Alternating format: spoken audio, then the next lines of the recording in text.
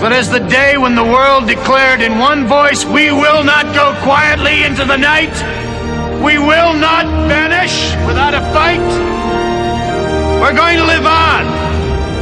We're going to survive. Today, we celebrate our Independence Day.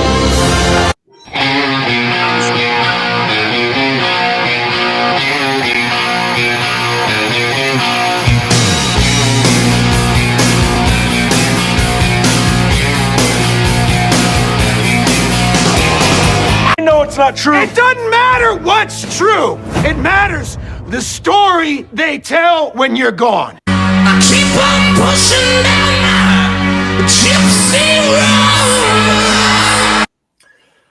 Well, let me get that off the screen. It's a Friday. I'm happy to see all of you. It's going to be a great, fun show.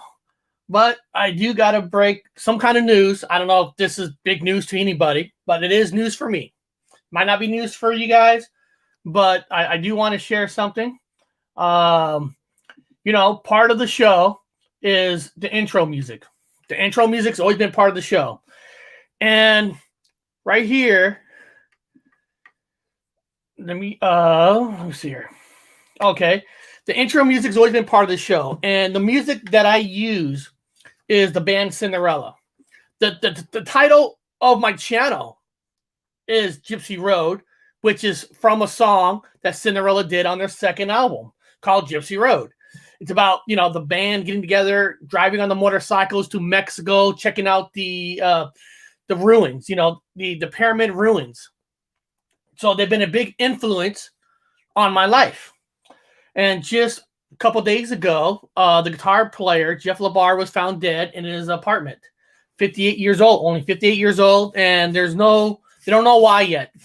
Hopefully, you want natural causes, but this kind of a lifestyle is probably something more. But, every day the show goes on. He's part of the show. The music is part of the show.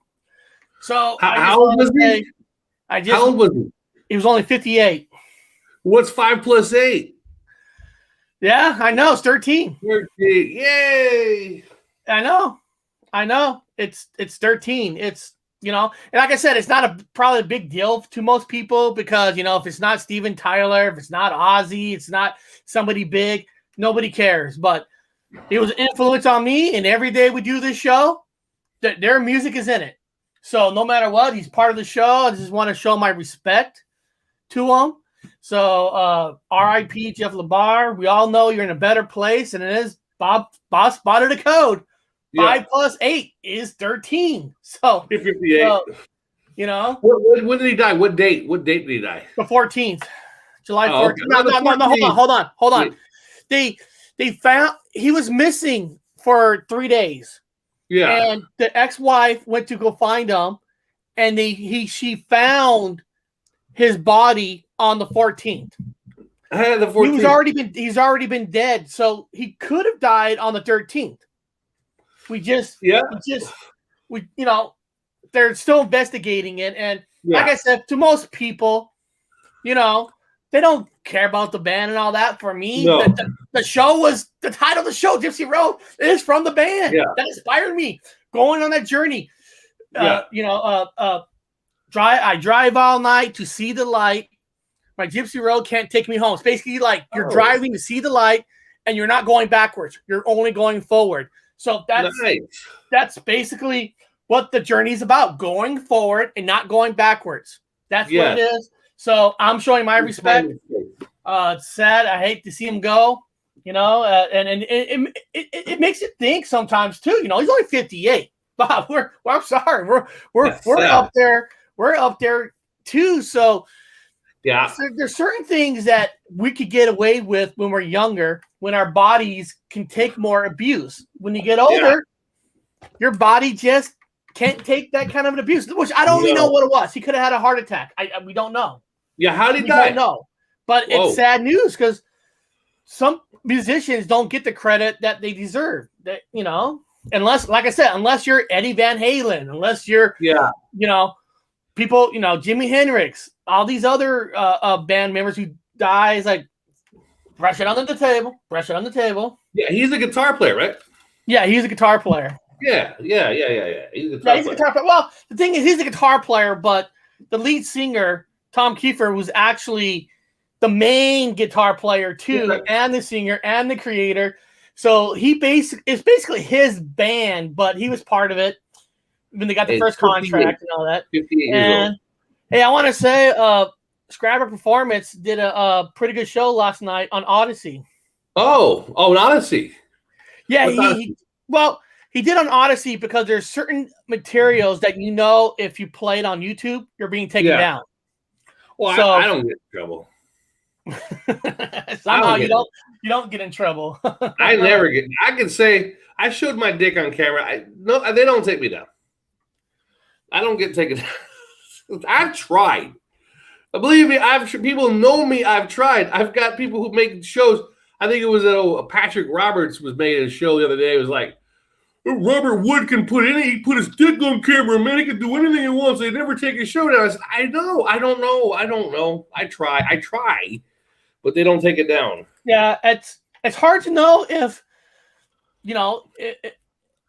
if the robot, the bots, or humans are watching certain channels. I mean, it's almost impossible to sit here and find out what why one channel a video gets taken down versus another, and this other channel doesn't get taken down, did something worse than that channel. Listen, Paul, you and I proved it in the past when your channel stayed up, and when you guest appearance on my channel, it got taken down.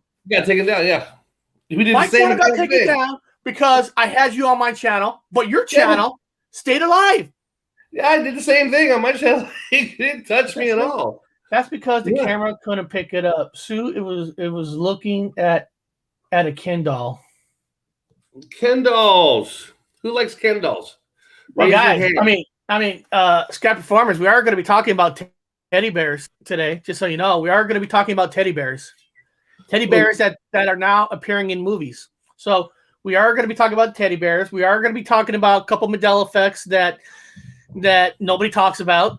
Bob and I actually have talked about it on the show before, but we never wrapped the show around it because let me pull something up real quick.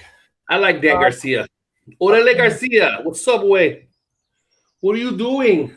You speak like a widow, man. It freaks people out. Like, is that a white guy? No, that's not a white guy. That's a vato from down home. Yeah. Well, okay. I'm sorry about that. I'm sorry. There's thanks, Tom, for putting his channel up. Yeah, he does a good channel, good conversations. He likes to great performances like us. We're entertainment. Oh, I like his show. I really do. It's one of the only other ones I'll watch. Well, it's entertainment. It's not trying to push you to believe in a certain way. It's entertainment, and you can learn at the same time. So he actually has a show. It's a show. It's not. It's a show. It's a show. Yeah, it's an event. It's an event. That's what. Yeah, it's actually a show. Like you go on, I can turn him on and watch a show.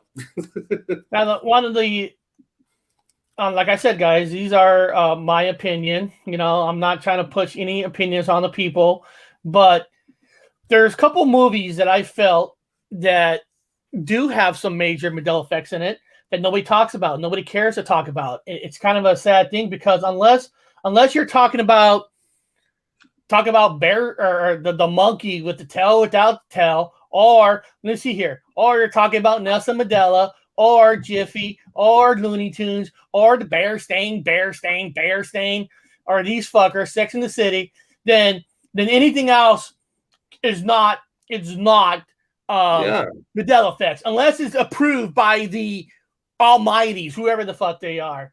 So when there's certain movies that does have an effect, unless it's Star Wars, unless it's like not just risky business with a Tom Cruise sliding across, then it's not real Mandela effects. People are blind. People only want I'm not everybody, but majority of people only want pop culture effects. Yeah. It's sad. It's sad. It is. You know, if it's not pop culture, then they don't care. You know, if comic book for me, nothing real. Nothing's real. No, nothing is real. I mean, nothing is real. Nothing is real. It is no.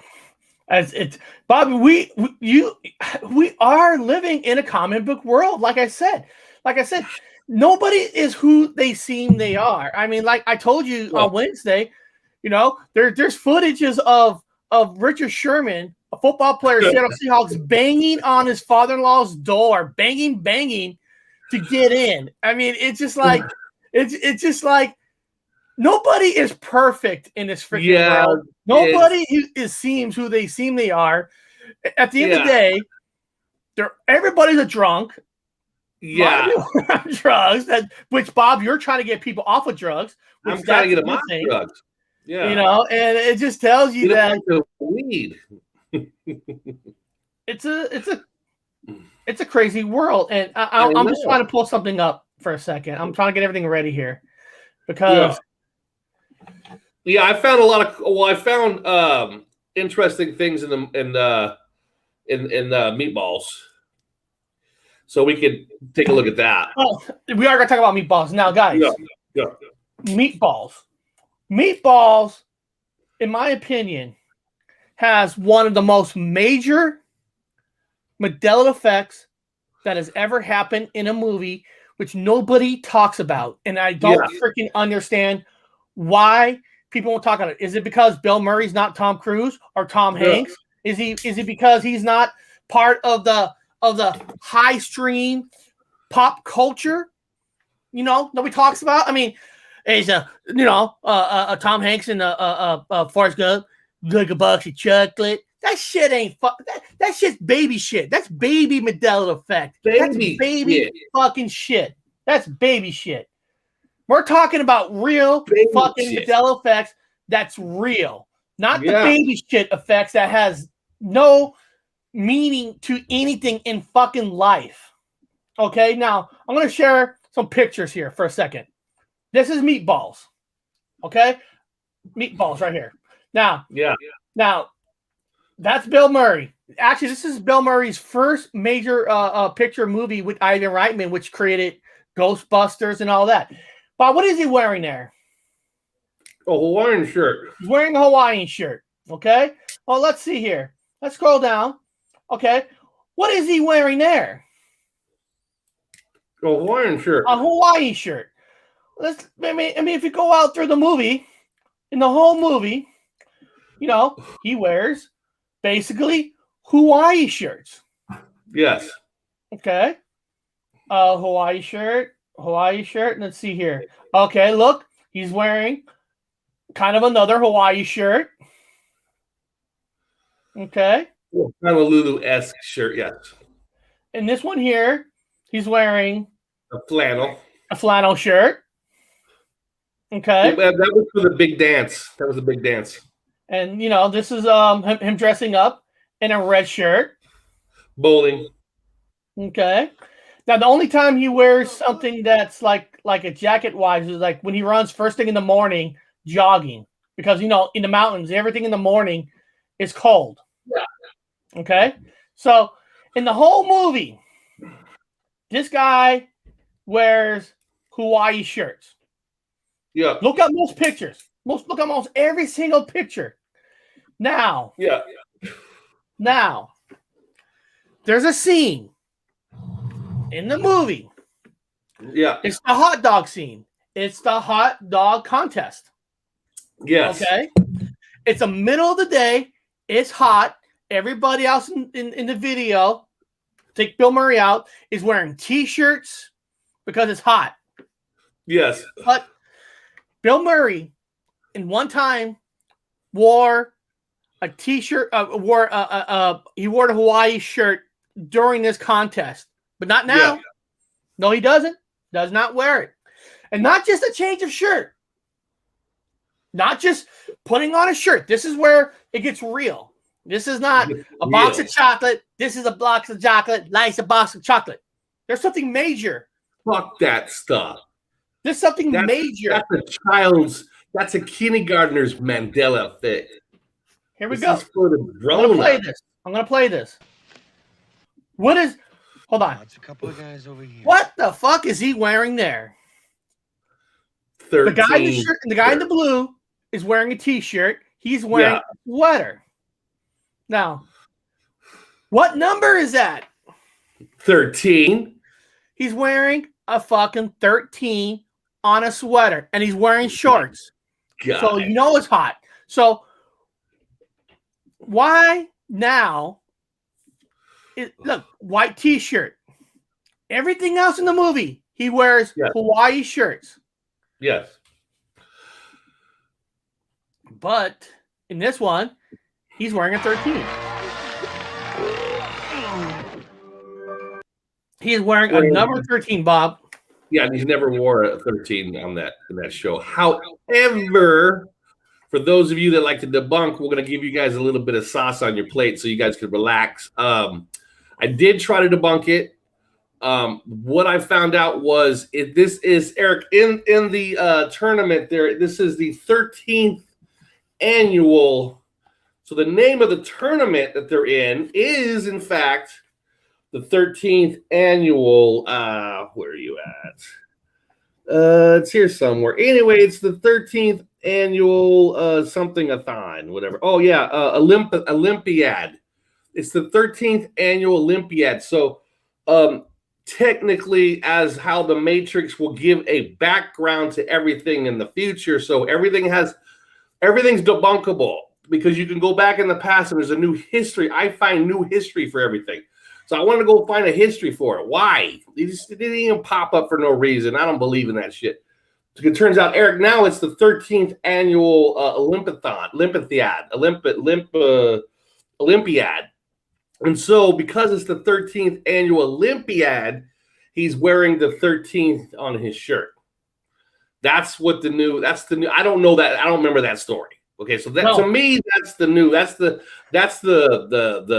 whatever, that's the change. No, I'm talking about they get their ass kicked every year against the rich boys, the rich pricks, but they never mention what number it was. And that's interesting that you're coming out and saying now they're saying it's the 13th year in a row. That's new. Yeah. It's the 13th annual. So again, for those of you guys who debunk, that is the reason why he's wearing the 13, because it represents the 13th annual Olympiad. Yeah. I Cracked Out Santa explains. I actually went to college, which is sad. I actually taught, which is sad. Well, and people learn from me. Woo. No, you can learn, and people can stick their residue up their asses because residue's fake. Residue is something that make people happy to find that they're finding is real to them. Most residue can be debunked. But I just say, just use your memory, people. It exists in a way where I know from playing around with Google, you can find everything.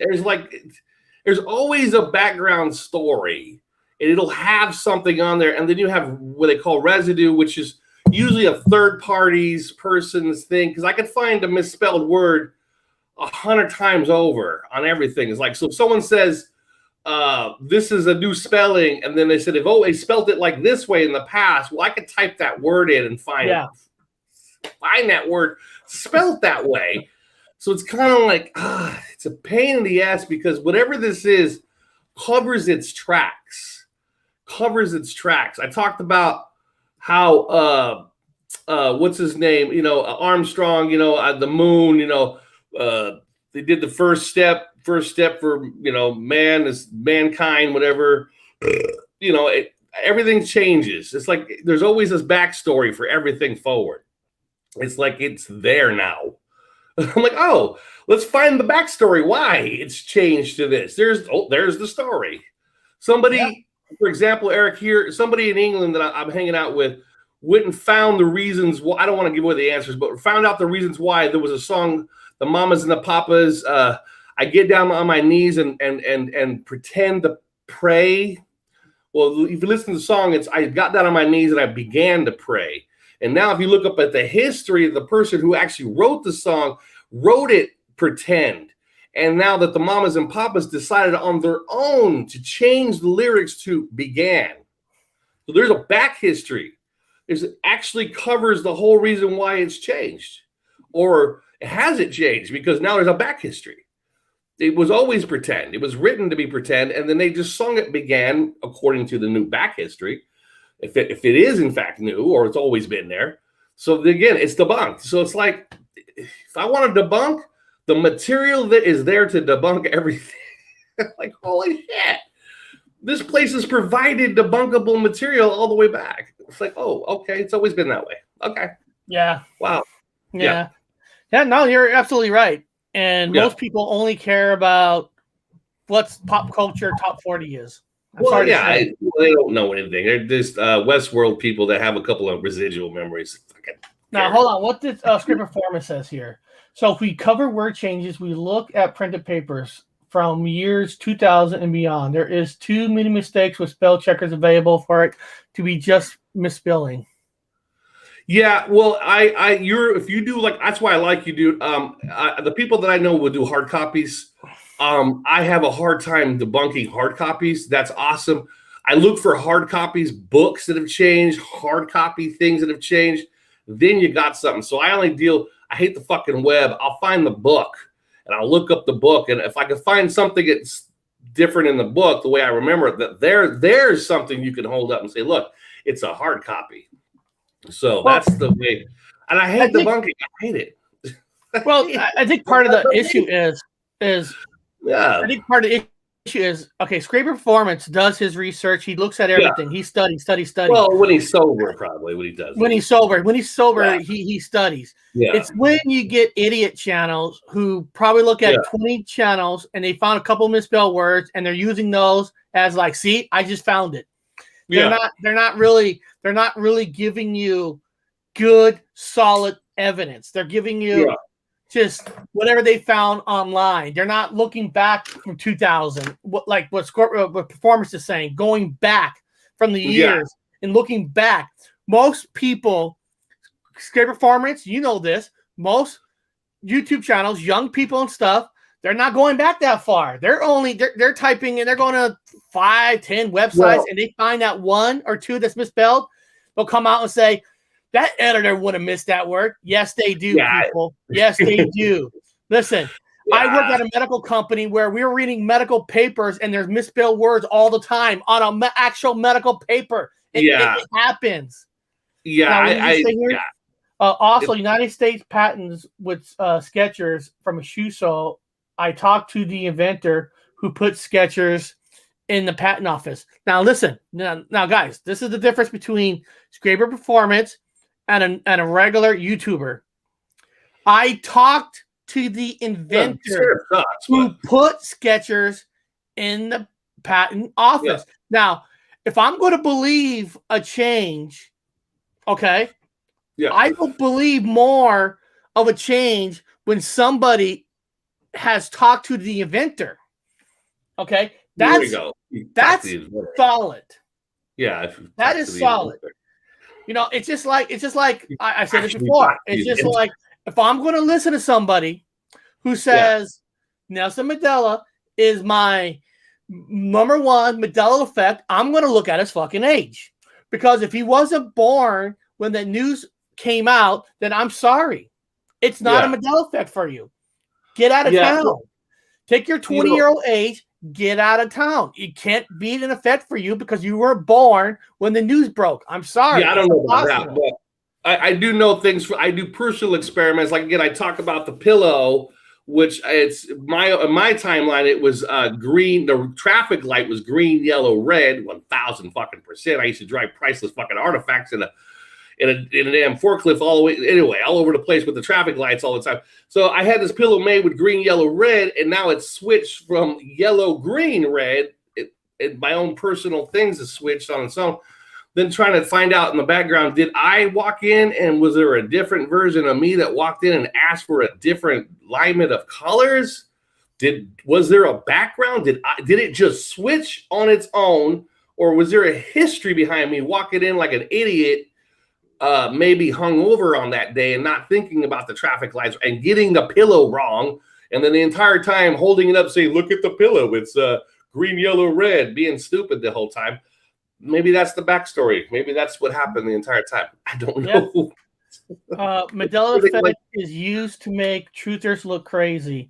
You know, it is. Well, chocolate and cheese.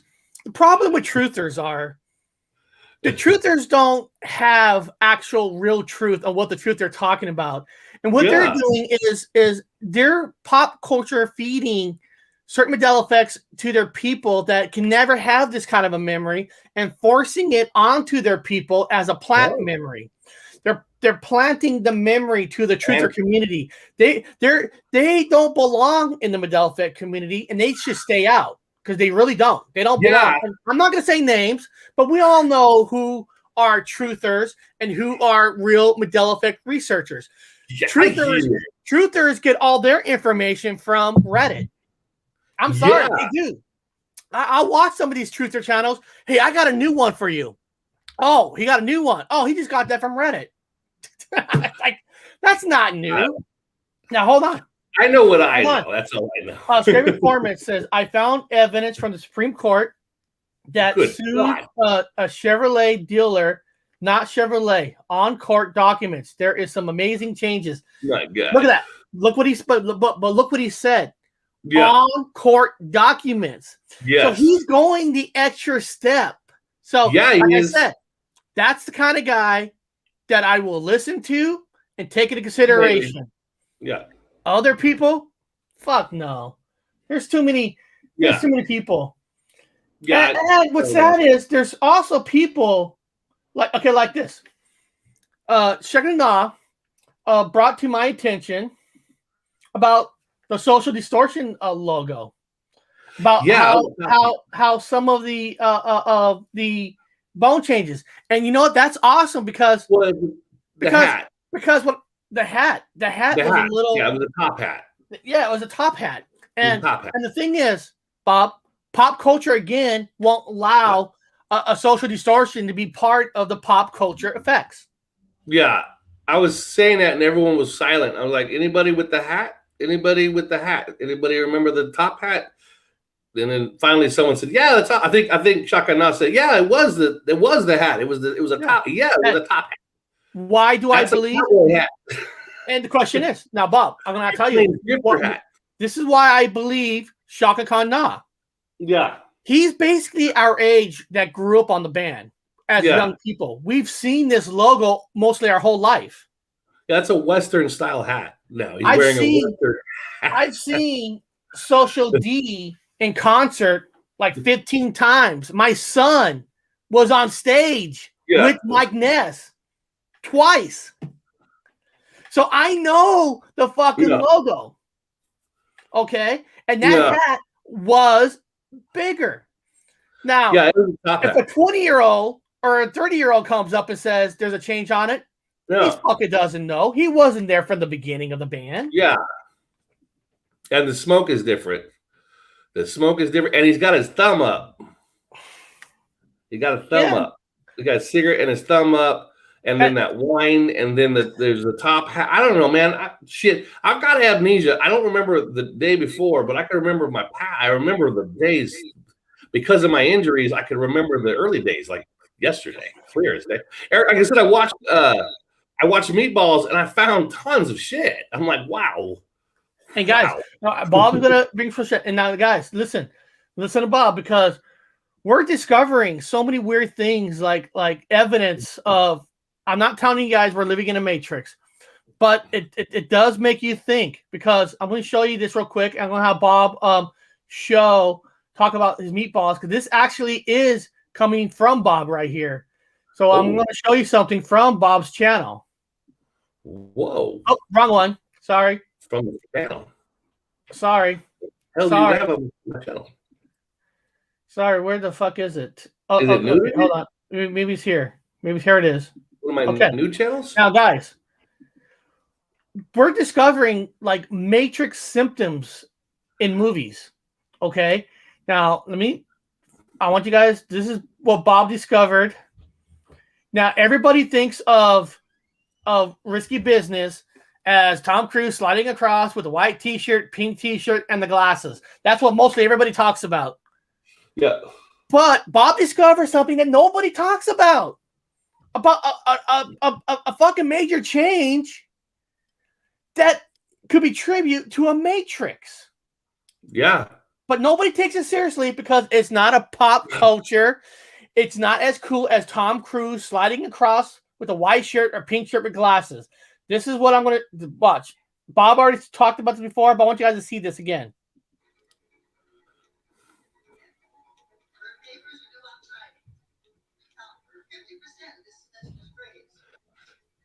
Well, number one, it's 330. 3 threes. Yep. 33.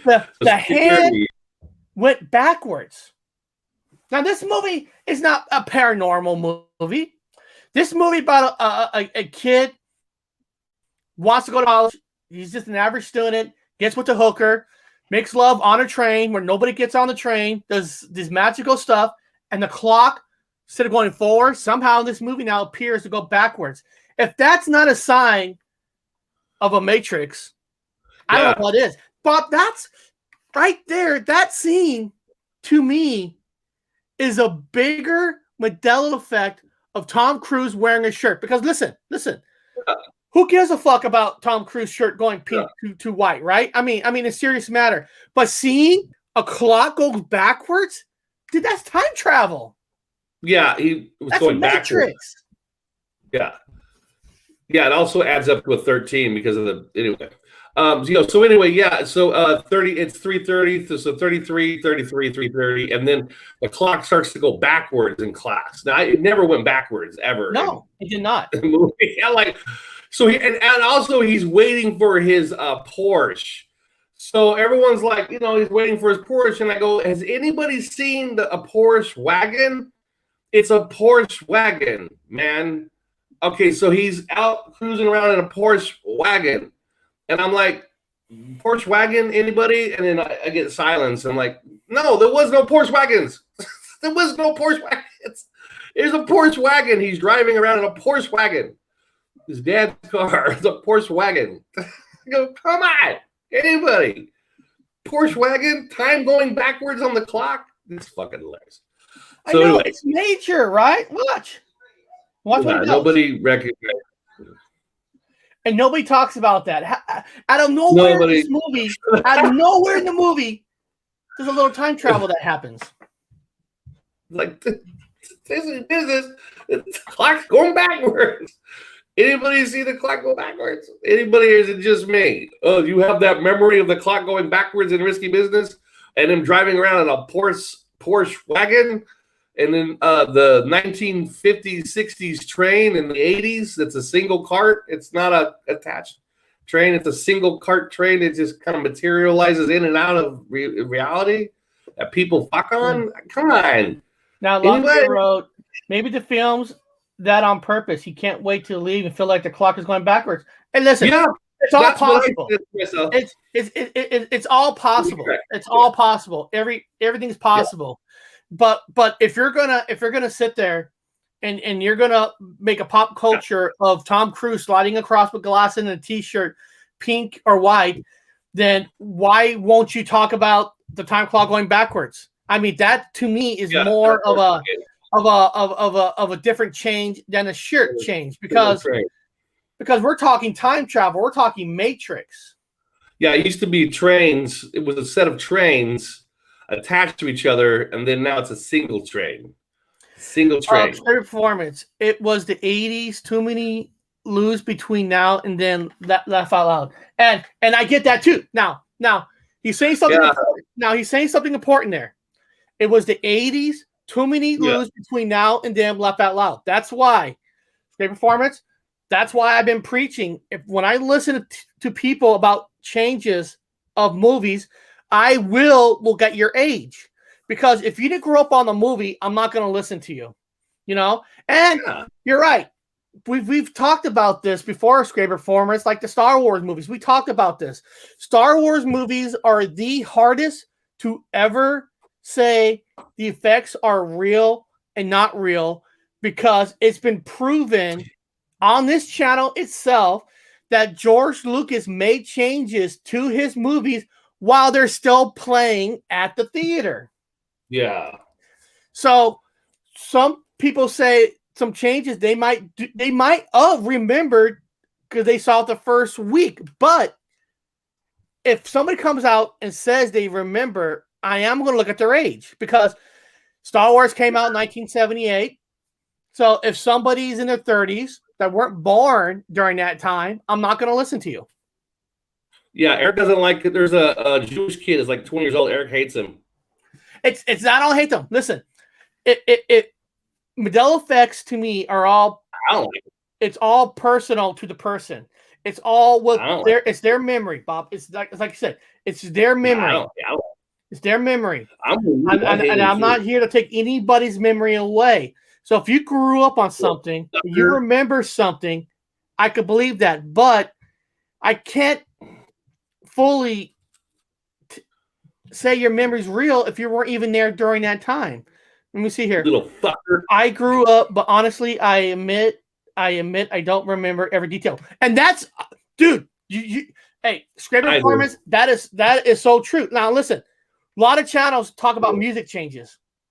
They talk about music changes, lyrics. I love music. Bob loves music. But I would sit here and lie to you and say, I try to sing every song that I've heard. I try to remember every word, every verse of a song. I don't. Paint It Black. Good example. Rolling Stones. We all heard it through our life. But I'm not going to sit here and say I remember word for word of that song, because I don't. I like a song. I listen to it. I can't sing, guys. I'm not a person who's going to go in the shower and sing these songs. So music memory for me is out the door. I won't. Bob and I hardly ever talk about music changes, because unless now if you're singer, if you're a singer, I'm not saying you have to be a big singer or not, but if you're a singer that loves to do songs, karaoke and stuff, and you remember a certain way, yes, I'll listen to you. Kind of like maybe Mandela. She sings. She got a good voice. I can listen to her about her music changes because she sings. But if Bob comes out tomorrow and does a video on his channel about music, I might have to question Bob. Yeah, well, I sing everything wrong on purpose anyway. So I wouldn't know. I sing everything purposely wrong just to piss other people off. My goal is to piss people off. That's what I like to do. So I sing the songs wrong. And Nod on purpose. Nod just wants to tell Scraper Performance, I caught part of your last night Odyssey stream. It was an excellent stream. So, Odyssey. What the fuck is Odyssey? Why Odyssey, you guys Bob, anyway? What's wrong with Google? Google's good. I mean, what's wrong with Google? What's wrong with YouTube? Odyssey is just like what people are doing is Odyssey is a backup channel just in case that if you get taken down, you could go to Odyssey. Here, let me show you, Bob. Let me show you. I'll show you what Odyssey looks like. I'll show everybody what Odyssey looks like. I don't like those channels. They're stupid. Here's Odyssey. Everyone likes other channels. I'm like, why? Well, here's Odyssey, and actually, Bob, our channel is linked. Okay. Our channel here is actually linked to Odyssey. So is it free or you have to pay for it? No, it's free. Oh, another channel free thing. See, look. How long before they start discriminating?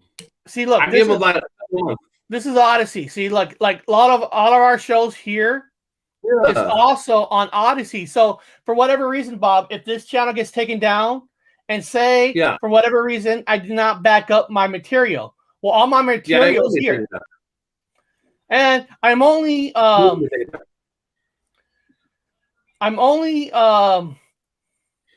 subscribed to one person, and that's Scare Performance. He's the only one I'm subscribed to. I'll sub Scare Performance absolutely on Odyssey. I just don't know about Odyssey. I've never heard of half of these things. Every time I wake up, there's a new fucking channel. I was like, what the fuck did that happen? Say Bob. Yeah, there's that one, that Red Buke, Rudick, or whatever they want, like $9 a month. Yeah, Like, yeah. why? Well, yeah. Why? Reddit or not Nobody's Reddit. worth Rockfin premium. You got to pay No, like, $9 a month. nobody's worth $9 a month. I'm sorry, you suck. You're a free fucking channel of a bunch of schmucks in a fucking bedroom with a microphone having a good time. You're not worth money. I'm not paying $9. So I'm like, why are they charging money? Nobody's that good to pay $9 a month unless I'm paying for somebody. That's like paying somebody. Be like Seth Rogen or some comedians groups to get together or something. Dumbfire. I'm getting strikes. And right here, see, now that's No the thing. shit. He's getting strikes. Now he's getting strikes. Everybody's getting strikes. Now, Bob, I did a Hell Talk on my Hell Talk channel, on my Horror Talk channel during a live show with Bigfoot. The show got cut off. Oh, so shit. So in a way, if write it down. Well, like I said, Dan got a fucking strike on his channel. I'll write it down. I'll make some fucking calls. So make sure your shit won't get taken down. So hopefully you're not gonna get any more strikes. I want to make a call.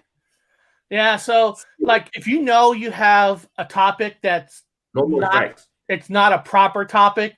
At least Odyssey's free. You can actually do one there.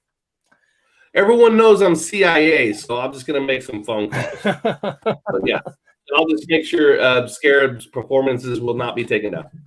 Don't take his shit down. Bob, there's a guy my wife watches. He's a guy from Russia. He's a guy from Russia, and he does. This guy does it's a paper cut clean show. There's nothing. I know who he is. There's nothing about this guy, right? But I know who he is. I don't know what his name is, but he just got a strike from like 7 years ago for a video he did 7 years ago, and it took away his monetization. And he did this. No, he did this video that is 7 years ago. He went to MIT. He actually had Elon Musk on one time. That guy that's hilarious. Now he's not. He's clean cut. So if they gave him a strike, oh my god! I showed my big ass cock and balls on camera, and I got nothing. I got no strike. Bob, when Santa call you, motherfucking listen. Motherfucking listen. Now this is a friend of mine. This fucking bendejo plays good shit. Leave him alone. Make it so. I'll be like, where's the put the old man on? I tell him leave him alone. I'm gonna show you guys. Leave him alone. I'm gonna show you guys. He probably smokes good weed. Yeah. I'm gonna show you guys my opinion. Another Mandela effect from a movie that we saw a lot of times. This one's actually in the 90s. We watched this movie a lot of times because we like Bill Paxton and all that. And I put this in slow motion so we don't get taken down. But I want to show you guys something that it was not there before. It is there now, and nobody talks about this either. I want you guys to see this. I want to see if you guys can catch it first. All right. Bob and I knows what happens in this scene. Yeah, I want to see if you guys catch it. Here we go. We found that. We found this. Hold on. They're driving into the house.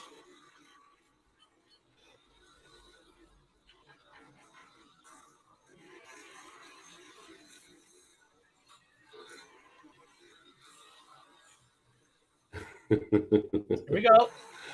I'm not going to tell you what it is. There it is.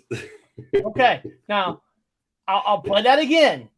Anybody in the chat, did you see something that is kind of weird? Anybody in the chat? I'm going to play part of it again. Let me know if you see anything that's kind of weird. Here we go.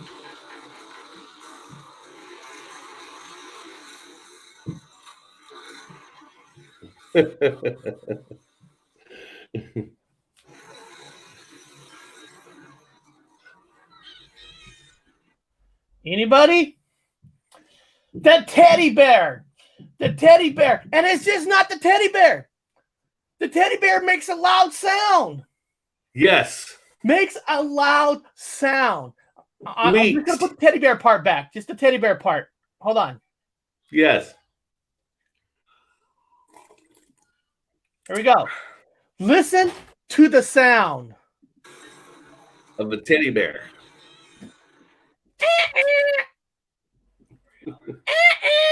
That fucking teddy bear was not there before. A whole lot of teddy bears showed up in a lot of shit. Teddy bears and unicorns showed up in a lot of shit. Whole lot of stuff. Yeah. If you if you're a big fan of the Simple Minds, if you watch Simple Minds videos from the 80s, you're gonna see a lot of teddy bears in their videos. Chocolate Cheese wrote, Bill Paxton made a great chet in Weird Science. Yeah. Yes. Shit. Of Chocolate Cheese. If you look at my thumbnail, Bill Paxton from Weird Science is in my thumbnail. The Chet character is in my thumbnail. Just a little thing there, little Easter egg. That Chet is actually in my thing. Now a lot of you guys thinking, oh, that was just put there. Okay, now if the teddy bear flew across, guys, if the teddy bear flew across, then why is there a teddy bear sound that loud?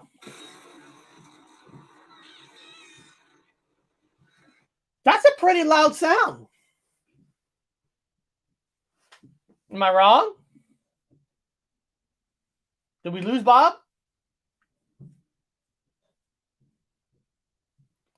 I think the internet must have got him. Here, I'm gonna remove him. I'll kick him off, and I'll send him a new invite. Let me put this here. I sent him a new invite. Let me see here. Teddy bears are commonplace items in homes such as that. Why is that strange? It's a Matrix world because it wasn't there before. It's a Matrix world. You know, I know, Lockbeard, I know. I mean, you can look at this stuff in so many different ways. I mean, we can all, we can debunk every single thing that ever comes out. I mean, it's easy to debunk. Now, first of all, for this channel, it's fun to talk about it and to get it out there. Is there a certain meaning to it? That's only up to you if you feel there's a certain meaning to it. But I understand where you're coming from, Blockbeard. Why is that important? Now I'm going to get in. I will get into why I feel it's important, and it's something that Bob talked about in the past, and I want to bring it up. But I'm going to play another clip that's not that one about another movie that actually has a teddy bear that's in it. Hold on, let me pull this up. There's a lot of things with teddy bears in it. No. Okay. Now I got this on slow motion. Now this is from Poltergeist. I want everybody to look at everything here. Okay. As of right now, if you look at this, there's no teddy bear. Now there's going to be stuff that's coming from underneath the bed. The first stuff that's going to fly out. Hold on. Watch. Okay. That stuff came from underneath the bed. Okay. No teddy bear yet, right? No teddy bear. Do anybody see a big teddy bear right there? I'm just asking. If we're gonna play, we're gonna look at this. Okay, you saw stuff that came underneath the bed. No teddy bear came into the bed. On top of the bed, you got the clown, and you don't see a teddy bear in that room. You see toys. Yes, you do see toys. Here we go. I'm gonna press play. Hold on. Stuff for sliding. Stuff sliding. No teddy bear yet. Well, look at this. Hold on. What? Where did that come from? Look how big that teddy bear is. was underneath the bed in the scene before it. Where did that teddy bear come from? And Bob, that's not a small teddy bear. No, it's not. No. Teddy bear. Well, yeah, no, exactly. I've been seeing them. I've been writing about it. It's been on a lot of shows. There's been a lot. Most recent big one for me was I'm a big Simple Minds fan. Simple Minds. In fact, that's what I was looking for. If you look up Simple Minds, Don't You Forget About Me, the video, bring that up. I'll bring it up. I'm going to bring that up, but I just wanted to show people just one more time. Like I said, if you look here, when you look here, you will see, like again, I'm going to do it one more time. You can see here, you don't see no teddy bear. And there's stuff coming from underneath the bed. The bear. There's no bear right there. There's no bear right there. There's nothing. No bear. Yeah. Okay. Now it's going to show stuff in the closet. Still, look. Even with the blankets up, there's no bear. Yeah. And then they shine to this part. Then look, there's a bear. Look at how big that bear is. Yeah. There it is. Plain Jane, just right there. Now it's always been there. Well, and what's so strange about Poltergeist? Now, if you guys remember, Mandela Affected found this long time ago, and I didn't know he found it until Bob told me that in the movie Poltergeist, in the boys' room, there's actually like a picture of the Super Bowl future winning team that had a different year, that the same colors. I can't remember. I think it was Washington Redskins, maybe, that won the Super Bowl years after the movie, and there was a picture of saying a future team that won the Super Bowl with the Washington Redskins color. So you can say there is some changes in this movie. It seems that it's the ripple effect forward that all of them, all movies and all videos and all things, if you look hard enough, we're going to show you in this reality, or whatever you want to call it, this comic book this comic book you're living in right now, presently, has always given you future glimpses of things coming up. So you can go back and you can go through movies that especially the 80s and stuff, you find tons of this stuff. Again, it's up to you and only up to you, and it's 100% debunkable if you're into that thing too. So absolutely, everybody wins on this one. Either you remember it or you don't remember it. So if you put in, Eric, put in Simple Minds, don't forget, or Don't You Forget About Me, I'm going to show you the bears and the teddy bear that popped up in there in that video. Simple. Yeah, I was like, oh, there's the teddy bear. Also, crows have been showing up. Crows, teddy bears, unicorns. Don't Forget About Me. Video. Let me just type in video. And you could just bring it up, and then you don't have to play the music. I know. I'm trying to find the actual music video. Is this okay? Maybe I think I finally found the video. Hold on. Yeah, I found it. It was like Simple Minds, Don't You Forget About Me in parentheses. Do you know? Do you know where at in the video? I'll take a look right now. I don't want to play the music. It is about actually 1:30 is when it shows up. 131. It was the same video. 131. Let's see what you got. And you'll see a big ass teddy bear right there. It's teddy bear. Where? Oh, there it is. I don't remember no teddy bear in that video. I think it's a unicorn in there. It's like all these little. Where the fuck is the teddy bear show up? And it's big. It started off small and it got bigger.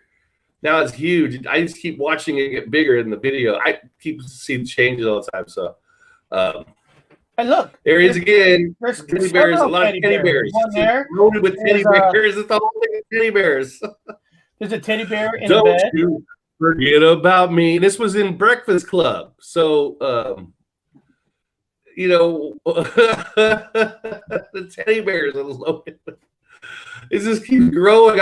People from England are watching it like, another new teddy bear. I'm like, yeah, another new teddy bear just showed up in the video. All right, we got another one. Keep them coming. Let's see how many teddy bears we can get in this video. Don't you forget about me. The origin of the name is little dark since Teddy Roosevelt shoot bears. Yeah. I was named after him, so that's why I have a teddy bear because I have my middle name is Theodore from Teddy. My grandfather's name was Teddy Theodore Wood. Teddy Theodore Wood, and then my name is Robert Theodore Wood, and that's why I've always had a teddy bear. I've actually got to go. I worked at the Smithsonian Institute. I've been in the secret off-campus fucking building where I got to see the actual bears that Teddy Roosevelt killed. The big stuffed grizzly bears. I'm like, holy fuck, this was on my bucket list to see Teddy Roosevelt's actual bears that had at the White House. All these stuffed animals. A whole row of stuffed animals from Teddy Roosevelt. I got to see it. That and the Mona Lisa. Now I'm on wood and shit like that. I got to see everything. Teddy bear. Well, yes. I mean, it seems like. I mean, it just seems like teddy bears are just popping up. I mean, it. Yeah. Now, like I said, you guys can believe whatever you want. I mean, I'm not trying to force. I wouldn't believe it for you. I would not believe it for you. But it's just weird that it's just not that a teddy bear hit the window. It's just not about a teddy bear hitting the window. It's like, but it's made it like you're staring at the bear and he's making this loud noise that is louder than the car hitting the windows. I mean, look, that's pretty loud. Yeah. Yeah, Eric. Now go back to my video with Tom Cruise, the Tom Cruise video. I want and play the first part. The one you had originally. Yeah. Play the first part. Yes. And I'm gonna give everybody my theory about why that Bob brought up before, guys. So, but after we'll show this. Here, let me share this. Yeah, from the beginning, from the Tom Cruise one from the beginning. Just that first part. Well, you know, yeah, there we go. Here we go.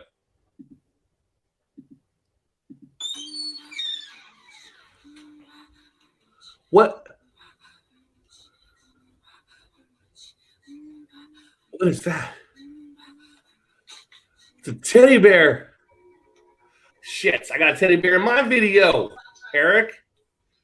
There's a teddy bear in my video. What the hell? When did that come? Yeah. Yeah. You guys saw it. And let's bring this up about teddy bears. There's a good one. And Gaynor brought this up. Now it's Smokey Bear like the was never there. Smokey the Bear, Smokey Bear. See? Smokey the Bear. There's something with these bears and teddy bears. Smokey the Bear. Yes. And thing is, we grew up in Fresno, California, where we went in the mountains all the time when the bear was very popular. It was called Smokey the Bear. Having parties. We used to go to the bear parties. Yeah. The bear. Smokey the Bear. What does this say? What did she say? And now you got fires. You got fires against a windshield. You'll be allowed to.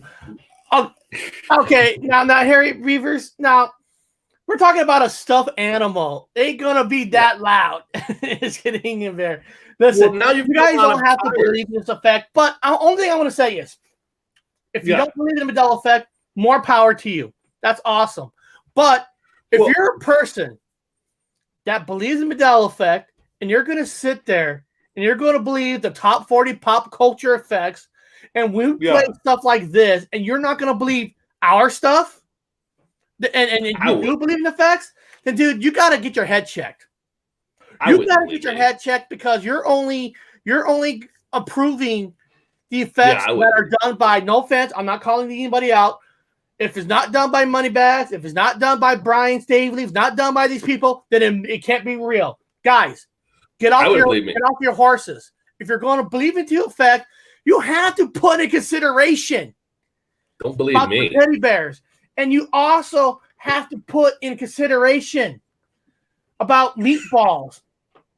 The yes. Meatballs are wearing the number 13. You have to. Well, we have all these fires, Eric. We get all these fires for the West Coast, all the way up all through Canada, everything like that. And maybe Smokey the Bear was relevant. Now he's relevant. Think about it. Yeah. Maybe it was foreshadowing all the fires, man. The mud volcanoes. Must be the hat. Laugh out loud. It must be the hat. Hey, listen. You can make fun of us with the hats and all that. But I'm just telling you, if you're in a group that believes in Mandela effects, there is no way in hell you could take ours and say they're full of shit. Well, what? Mandela is a real effect if you're in your 20s and 30s? How is that possible, guys? If you're not reborn. Listen, motherfuckers. You're going to tell me Ed McMahon, if you're in your 30s and the 42 and below, that Ed McMahon could be an effect for you? Dude, you're not even at the right age for fucking Ed McMahon. I'm sorry. I'm sorry. Oh, what's this say? Eric, the first part Thursday, of right there. Yeah. And I forgot this. I wish I had my book. Remember last time? I showed people a picture of me in a basketball season where I was wearing a number 12 and wearing a number 13. The number changed. I remember that. You should say, listen up, beaver fuckers. Listen, I'm not putting anybody down, but I get sick of tired of people only believing if certain Mandela effects only comes from certain people. It's a bunch of bullshit. I don't care. I personally don't give a shit. So you know who does? You know, my opinion has also one of the best Mandela effects out there. Texas fucking Danny. Oh yeah, Texas Danny talks about. Everybody talks about. There's certain channels that talks about real quickly land changes, right? Yeah. Nobody puts in the work as Texas Danny does. That actually shows the island. That talks about the degrees. Talks about the temperature. He talks about real changes of it. So that man right there, I will listen to about land changes. Yeah. Brian, all those people, they don't know the fucking land change. It's fucking landing on their heads. I don't know. I don't listen to them, so I can't even make a comment. I don't know what they even sound like. Bigfoot Anonymous wrote, right. Yeah. I'm 28. No clue about Ed McMahon. Maybe Vince McMahon or Stephanie. That's a good point. Now, if Bigfoot came out and said something about Vince McMahon, that's in everybody's age group right now. But Ed McMahon? Yeah, I don't care. I don't care. Well, about the channel being a pedestal in the community is true for real. Yeah, I don't care. I'll tell you why. My opinion about the teddy bears and all that. Bob brought this up before about why are teddy bears showing up, and this is just a philosophy. This is just a theory that I think Bob makes sense about. It seems like we're crossing over to a world where a lot of more feminine is coming more into play. I mean, you saw in the last 5 years the Me Too movement and all that. I'm not making fun of Me Too movement or nothing. But one of the things that Bob said that made sense that everybody's got to check out, when Bob said John Wayne, this is probably more with the older people because a lot of younger people don't know John Wayne. If you remember, John Wayne had a swagger. He had a coolness into him. But now if you watch John Wayne, he lost his swaggerness. He doesn't have that swagger. Anybody super, super badass machismo cool in this place they've lost their mojo. They've lost their machismo. They lost it. Tom Cruise had a white shirt and sunglasses, Ray-Bans, which made him look badass. We remember him being super fucking cool. Like, I want to be like that, really cool and the party time, but now he's wearing a pink shirt and he's not cool anymore. It reversed itself. That everything's once things that are feminine are now masculine, things that are masculine are now feminine. That's all it is. I mean, I tried to look, it's that simple. Everything has just reversed itself. If you go look at the coolest motherfucker from the day and watch him now, they're not cool no more. These cool fucking Clint Eastwood. I'm a diehard fan of all his old. You watch his movies now, and I'm watching him going, this guy, he comes off like a fairy. Yeah. He's soft. He has little subtle smiles that are very feminine in the shows. And I'm like, what's up with this femme smile you just gave? He was a cool dude. You had a stoic, stern, wrinkled face that never broke character. And now he's got friendly smile baby little smirks that are kind of feminine. They're like, dude, you're feminine now. So a lot of strong male figures and role models in movies that they're just actors hot female are no longer masculine. They're feminine. And I think Mandela affected. I always bring him up because he's smart. He sees the shit like I do when it comes down to things like that. He would brought up the fact that the 007s are fembots. I said, no fucking way, man. And I went back and I watched all the old the 007 characters, protagonists in the movies, and they all come off soft. They're like real sensitive, really soft now. I was like, oh man, holy shit. These guys are feminine now. Hey, Bob, what do you think of what do you think of this comment? I think this is coming from a woman. I think women's goals are masculating with shifts.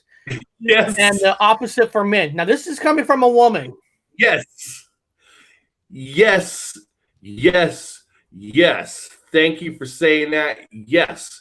I have been in England. I've been all over Europe. I've been going around looking at anthropology, looking at people. I've been people watching.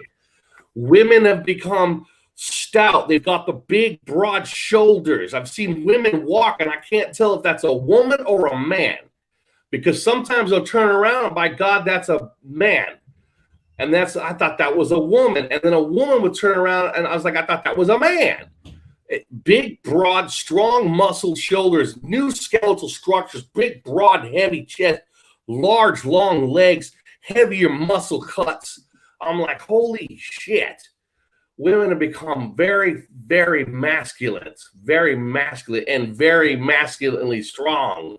That's why you have a lot of fem movements, the whatever movements, and men have become very, very soft, very feminine, very feminine. I've just been saying it for a long time. Just my observation, mine only. If that's the case, I don't want to be in this world anymore. Well, that's where we are now, but with the exception of a very small, minute few of us that might have a misremembering problem. Now, I've noticed the people that like, I'm going to use Dan Garcia as an example of scary performance. The dude comes back with a joke as evil as mine back at me. He ain't going to take shit because that's how he is. He's masculine. So he got here in a femme body, and now he's masculine. And so the guys that I know 100% from where I'm from are masculine, even though they're here in this place. As in the other people, the locals, I call the local bird brains, whatever you want to call them, the NPCs, are feminine. They're feminine males. So just, fuck, man. It's a weird switch. Either you got here from somewhere else and you got the masculine soul still in you in this place, in your new avatar, but you retain the masculinity, or you're just been here the whole time. This has always been your home. This is the memories you have. Everything that happens, you get the download for. You're effeminate. You're just effeminate. You're male. Just, I got to be careful how I talk to people because I over say things that might offend. I'm like, they didn't offend nobody back home. Danny's masculine. Same kind of shit. You just see it. But yeah, we've done switches. Along with the words that have switched, a lot of the problems with the words that everyone has noticed was the words have changed. The spelling has changed.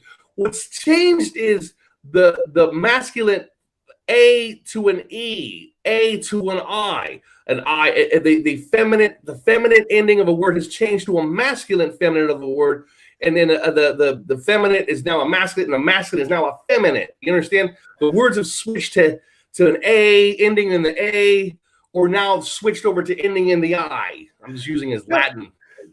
Yeah. No, Harry wrote, women don't want girly boy men. They want macho dudes. You know what?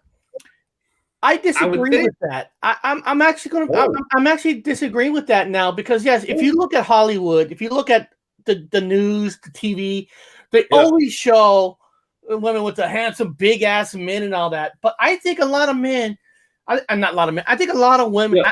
I'm not a woman. I don't have facts. I don't have numbers.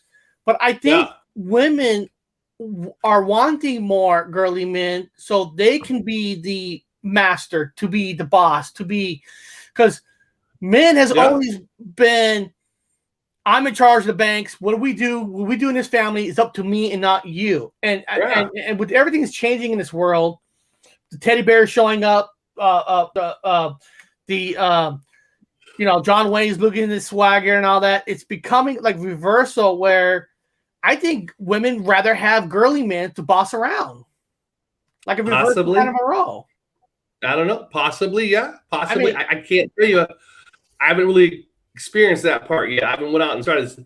I've seen a lot of feminine males walking with masculine females.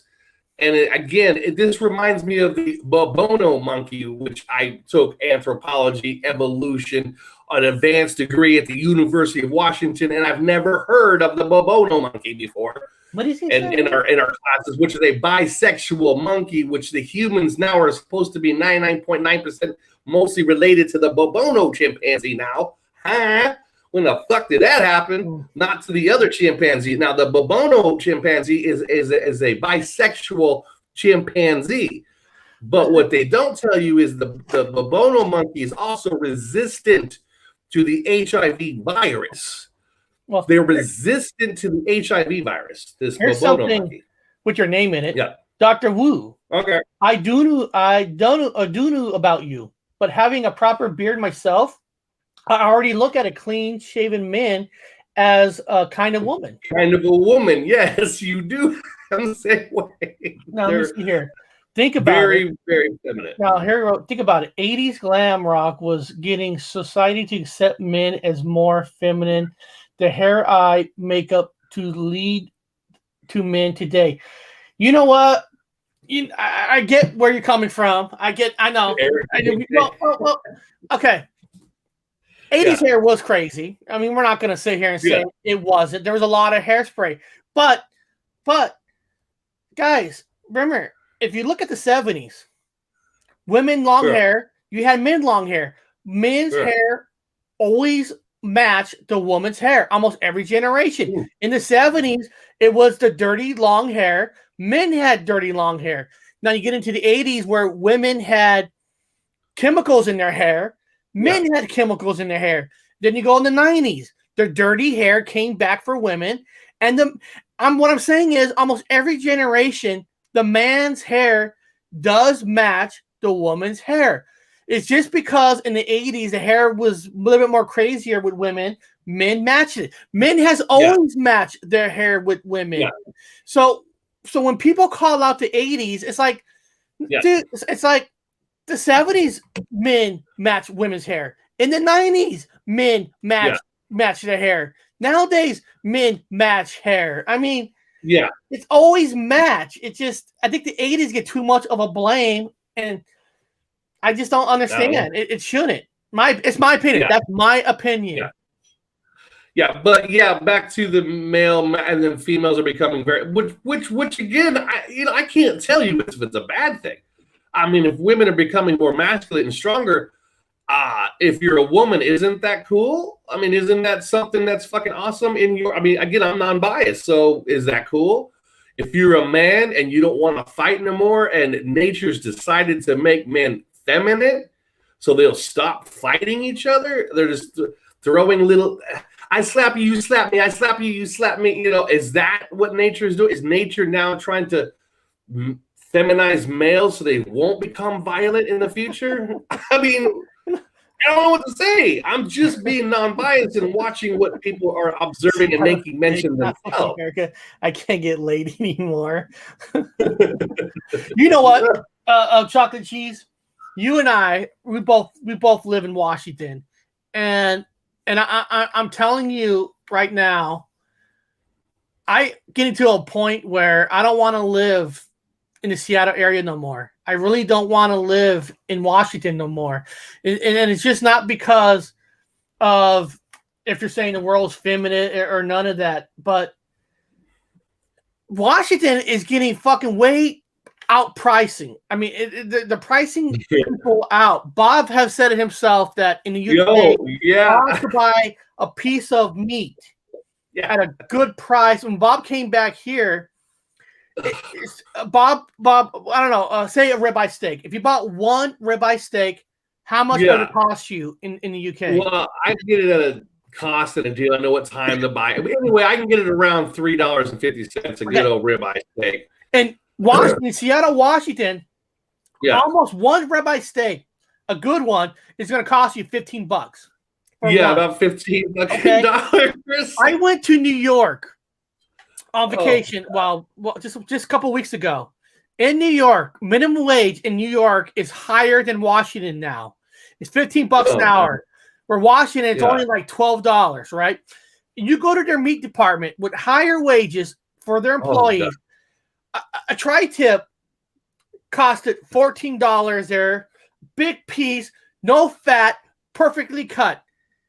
That $14 for one tri-tip here is $28. I mean, guys, Washington it's becoming. It took away. Music is dead now in Seattle. Music is dead. Seattle got taken over by Amazon. Got taken over finally by Nintendo, Microsoft. It has become a tech city to the point where you're working for what? You're paying triple for food, and they charge the shit out of you out of gas. The gas here in Washington is like top 3 gas prices in the whole United States. Yeah. It's like Seattle wants you out. People ask me, Robert Wood, how did you know to leave Seattle? I said, I knew it in 2016 I had to go. I already know what's going to go happen. So I left a long time ago. I had to get out of there. I said, I already know where it's headed. Anyway, I just kind of know. So I'm like, I knew it was going that direction. Also, it's going to be catching fire pretty soon. Also, you guys are going to have some major earthquakes coming up, so hang on with that one. They need so you'll be moving out of there pretty soon. On the news today. It was actually on the news. They said for a person to want to get a 2-bedroom apartment, right? If you want to get a 2-bedroom apartment, they broke it down on how much money you need to make an hour. How much? You need to make $25 an hour to be able to afford a 2-bedroom apartment. Think about that. In this city, I mean, if you don't already have a house, I don't know. You're going to have to live with people because I don't know how a person could do it. It's and people say, well, you can move on the outskirts. Guys, you ever go to Puyallup? You go to these outskirts, they're just as expensive as Seattle now. Because everybody has to go to the outskirts prices have risen. I feel bad for you, man. You got a family. You just can't live like I did. Well, we've been seriously thinking about moving back east because we just can't live here. The money, it's like you're working for the man, right? We all know we work for the man. But there's a point where you're working for the man and you're not getting anything out of it. Living here is you're getting nothing out of it. Yeah, I left. I'm running about doing my thing. I'll be going back to the States here in a few months. I'll go to a couple places I'm gonna hang out with where it's cheap. Doing my thing over there, then going back over to Europe, just getting the fuck put on the backpack. Living the fucking cheap life, just doing the best I can, man. I'm watching everything just unfold itself. Germany just, Eric, I don't know if you saw, Germany got a couple of spots got flooded. There's a mass death like 70 people and growing in one area with a flood come through. I was like, oh my God. Oh my God. There are floods and heat waves coming over here too. There's all kinds of crazy shit. This whole place is stirred up. Look at this. What's that? Chocolate Cheese pays $1,100 a month for a 300 square foot studio. That's a square foot studio. Oh my God. That's 13. Shit. 11, and then you got the 3. It was 13 in there. Wow. Good for you. You just can't tell people, hey, go pack your shit up and just move around. No, man, you can't be living home. No, I know. It's not easy because you got to find a job. You got to find this. You got to find that. It's just, it's almost to the point where the government needs to keep out sending out stimulus money because that's the only thing that's keeping you in. Well, if you're a sleepy Joe, with the job. That'd be kind of cool. If we could throw another check out, I can use it. Shit, I could use it on the check. Well, I hope he puts another one out. We'll see if he stays awake enough to do it, and we'll get him another one. Put another check out, dude. Because everyone's broke, the system is set up. The system is set up to fuck you over. Place, listen, I told you on Wednesday I needed to get a new battery for my vehicle, and there's 3 batteries. Yeah. The only size that would fit my car is the most expensive battery that they have. Come on, really? Yeah, that's the way everything is now. Everything's designed for you to be tortured. The most expensive size is the one I have to buy for my car. Come on, man, throw me a freaking bone. And let's not all pretend that Mandela effects are all fun and dandy because Bob would tell you guys that I do pay my tabs. I buy tabs every year, but I get pulled over because my tab somehow expired for 2 years. I keep telling people, man, this is karma place, man. We are in karma world. Depends on how you are as a human and an individual and how many like cool tokens you have, like cool tokens. Because this place is pulling shits, man. They're pulling tokens from you. And if you've like got the bad karma thing rolling, it's gonna come for you in this place. You gotta be cool. Don't lie. Don't fucking steal. Don't do bad things. Just be cool as you can because you're gonna wake up one day and then find out your fucking tabs have expired for 2 years, and you're like, I paid them. What the fuck is going on? You're gonna find the weirdest, saddest things happening to you. I've seen people just get their shit taken out, man. Bad people in offices, they're fighting, they're struggling, Eric. Yeah. To keep their skeletons from being revealed out in the cyber webs. And the system, everybody all coming out, man. Just like what Harry says here. That is the truth. The whole system is designed to keep people poor. And I don't want to talk too much about this subject because I'm saving it for a show next week. Because we are going to be talking about, I am going to be creating a show for next week where we're going to be talking about how now it's fucking sexy cool for the media to all cover billionaires to fly to space.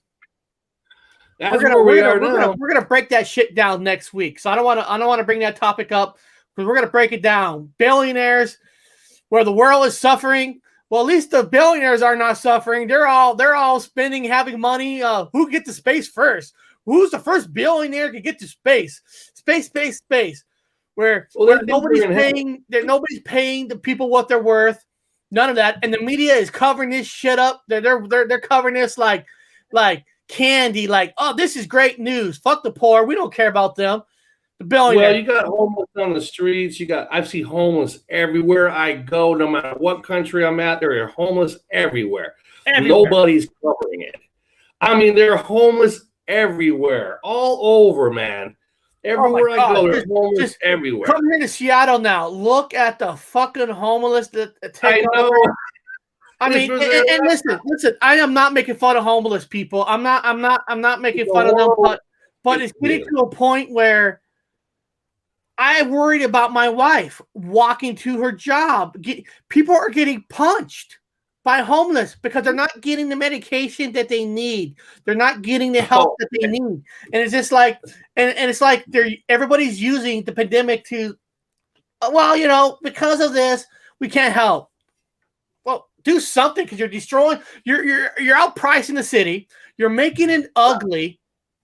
I mean, it's in the days of Noah, you shall know what's going to happen to you. Everyone beware. And Bob, this is what's also been happening. I would get religion. This is also what's been happening, Bob, in the last month here. What's that? Homeless people, not all of them, people are throwing rocks over the freeways onto cars driving. Oh, shit. It has increased dramatically. So now, if you're driving through the city, you got to worry about people throwing stuff over because we're letting the criminals, we're allowing the homeless to take over. You got nothing else to do but hate. So, I mean, if you're homeless and you're not getting your opiates or your medicines or whatever you're going to get, you're just going to be angry. You're just going to what else they got to do but be angry at people? You don't know who everybody's other than the people in the tent next to you. Everybody else outside of that's another. So everybody, it's their enemies. So, this is where we are. This is where this is the comic book we live in. We are. I agree with you. Stay out of the cities. I agree. Stay out of the cities. They're not. The cities aren't exciting as there once was. And fuck, anytime you go to an event in the city, let's see, you're gonna pay $20 to park, $25 to park for maybe 4 hours. Yeah. And then every food you buy is overpriced. Every cheap item you buy is overpriced. Yeah. It's just. That's where we are. See, guys, I'm not joking. They arrested 4 of them yesterday for throwing rocks over the bridge. It's where we are. It's the same over here in Europe, dude. It's the same thing. And there's a lot of hatred going on. These cruise ships are opened up and they're going into Venice. And you've got hundreds, if not thousands of little fucking boats from the Venetians saying, get out of here. We don't want you here, big cruising ships. We don't want you here. And they're like throwing shit at the ships. They're like trying to throw fireballs at the ships. Down in South Africa, it's on fire. Everybody's looting. People are getting shot. There's stores that are empty. They show pictures of police officers in South Africa with the police vans loading up on loot. They're looting themselves. Everybody's fucking on fire right now. Or you're on fire, or you're in the water, or you're in... They have brainwashed people into thinking city life is great, but it's the opposite of good living. You're right, because when you watch movies and you watch shows, whatever, when they show people living in the city, it's like it shows like a car pulling up and they're able to park right in front of the building they need to go to. There is no parking out front into the building. And then it seems like everybody is able to walk into a restaurant very easily. And in real life in a city, there's a line outside. You got to wait an hour to get inside. So it's nothing that you see. And now there was a great movie back in the 90s called Singles, where coffee shops, most of those kind of cool coffee shops are gone. Now you just have your basically Starbucks here and there in grocery stores and all that. There's not, and the comic book stores are closing down. It's like cool meetups that people used to have, it's all being vanished. Yeah, well, it's where we are. It's where we live now.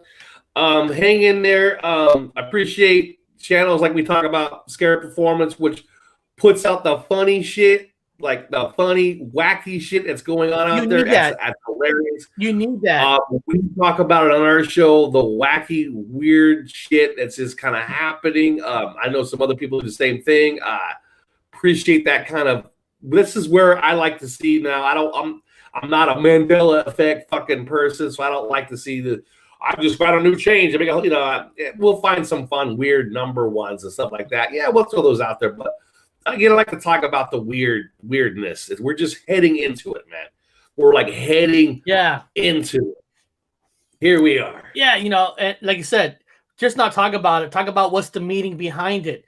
Because it's just not like Bill Murray is wearing a sweater during the hot summer in a hot dog contest, he had the number 13 on there. What does that mean?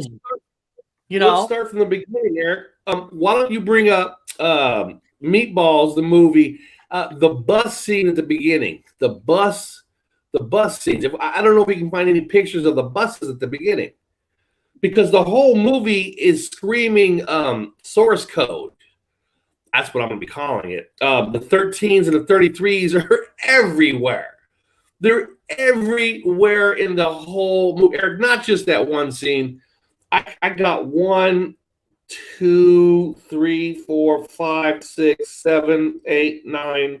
I think I got 13s in the movie. I found the license plates on the buses. So if you can find a bus, the first bus in the movie in Meatballs, the first bus is license plate number is 33 0 and 4B anyway. And then the other bus's license plate number is 33 1. Really? That's just to start it. The alarm clock goes off at the beginning of the movie. His alarm clock goes off. You remember the movie? He's got the alarm clock. Alarm clock goes off at 7:06, which is 13. And it was on June 25th. It was also 33 degrees. So that first scene, he says it's 33 degrees here in June 25th, 13. I mean, it just keeps going. There's the clocks. It was like 7:06. Yeah, 7:06. See right there, 7:06. 13. 7:06, 13. One of them shows it, and then the other one he says it's 5:00. But then when you see it, it's 7:06. It's also, he says it's 33 degrees now, and running around. They're also wearing a Camp North Star. They're wearing Camp North Star T-shirts, which I don't ever remember them wearing Camp North Star T-shirts. If you look at the Camp North Star T-shirts, you'll see this weird star on the T-shirt. It's really creepy. There's so much stuff in here. So those of you who want to look for number codes, go watch this movie. You're going to start from the beginning and have a beer every time you find a number. Like, you guys can make a party out of it. If you're a number searcher and looking for 33s or 13s, you have a lot of beers. You have a good time at this party if you're that kind of person. The dates and all the stuff, it'll be a 13, 13, 13, or it'll come out to the like I said, the license plate's 33, the other one's 33 1. There's the kid's cabin when he's going 1 fold sleeve, 2 fold sleeve. The T-shirt he's folding is 33. The T-shirt he's folding is 33. Yeah. Let's see. When the kid goes, Eric, you remember the kid's running away and he goes into that little coffee shop? Yes. And then Bill Murray shows up to talk him into coming back into the camp. He's like, I'll be your best friend, whatever. The kid has a map. He's looking at a map. The map is Route 67, 13. The map is Route 67, 13. So, yeah. It's steady. It's the whole show is filled with them. Let's hear it. So not just yours. Let's take a chance. This is in the beginning of the buses when he's pretending that he's on the rich side, and he's going to talk about what this camp offers. Well, yeah, you can do that one, but it doesn't have any 33s. Well, how do you justify $1,000 a week? We have some special programs. We're doing Shakespeare in the Round again this year, of course. Our political roundtable, Henry Kissinger will appear. Yeah, I'm trying to. It's hard to find pictures. It's hard to find pictures of I know the Meatballs. Also, they're going to go out and kill bears. So anyway, every kid gets to hunt down and kill his own bear. Anyway, there's the bear again in the forest. The bear in the forest. But yeah, it's hard to find pictures for that. You'd have to almost watch the video. Well, here's some, but it's hard trying to get the front of the vehicle. Well, yeah. Because here's some. My advice is for people to have a beer party. Like here's the buses. Yeah. It's hard to see the number on the bus. 2031 up there. The license plate numbers are the ones. Well, if you take 31 minus 20. Well, we don't do stuff like that. 13? It'll just be blatantly there. It'll be blatantly there. There's No. no adding, no subtracting. Because then anybody can come up with the answer that way. That's debunkable. But when it's just there, it's just you got the bus will have a bus number on it, but you probably won't find it. It won't be there. It won't. They're not going to let you see it that easy. But you have to watch the movie. I suggest everyone just get a couple of beers and drink a beer every time you see a number or come up with a number. Again, it is debunkable though. If you're doing the number things are always debunkable. It depends on what camp you're from. If you're standing in front of that fucking number, of course they're standing in front of the number. Yeah, it's hard to. You just got to go back and watch the movie. Everyone has to go back and watch the movie. It's a great movie anyway. Oh, it is. But the 13s, the 33s are just plentiful if you want to have a drinking game. That's your thing. They're blocking it right there. It sucks. You can't see. It's right behind them. You can't see. It's blocked. Or it's blurred. Yeah. But once you watch it in the movie, you can stop it and go, holy shit, he's right. And then, of course, the 6s and the 7s and the 8s and the 5s are just lined up. The 7s and the 6s. If it wasn't for, I don't know if you guys know that, if it wasn't for Meatballs, you wouldn't have a Ghostbusters. Yeah. Meatballs, Yeah, he made that. Meatballs launched Bill Murray's career and Ivan Reitman. Yeah. And of course, they got you Ghostbusters. But I bet you Colin will go look for him. He'll go look for him in the A lot of people will go back and watch Meatballs just to look for the numbers, and they'll just see them. You'll like, oh god damn, man. Yeah, either you believe it or you don't believe it. You believe it or not. That's how we got to leave this one. You just believe it or not. I wouldn't believe a damn thing I say. I'm a liar, piece of shit. Yeah. Well, if you think about changes in movies, it'll almost have to be a movie that you kind of grew up with because you kind of know the movie inside out. So I mean, I understand like great performance thing about 80s movies and all that. But to really know changes in a movie, you kind of have to know the movie. I mean, I don't talk about watching a movie once and watching it later. A movie that you can watch again and again. Yeah. Those kind of movies. Well, I'm actually going to movies tonight. Oh yeah. There's something about that nostalgia, that weird thing with the 70s going into the 80s, which was just a lot of weird, I would call discrepancy errors and a lot of weird things that people are going, was it like that? I think Meatballs like 78 too. Mid-90s. Let me see, what year was Meatballs? Let me see here. I'm going to go 79. 79. Oh, 79? 79. Yeah. Let's see.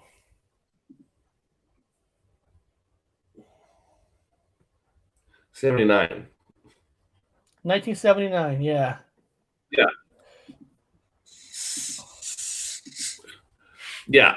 So it's just a lot of those, go back and look at all those old movies and just have a field day. Just look at the weird things. Just even the clothes, the fashion, what they wore. It's just like there's a lot of discrepancies when it comes down to memories for things, but everybody's memory is faulty. Remember number one, try to debunk. If you don't feel like debunking, just keep it to yourself. Take a piece like I do. I don't want to debate it. I don't want to argue it.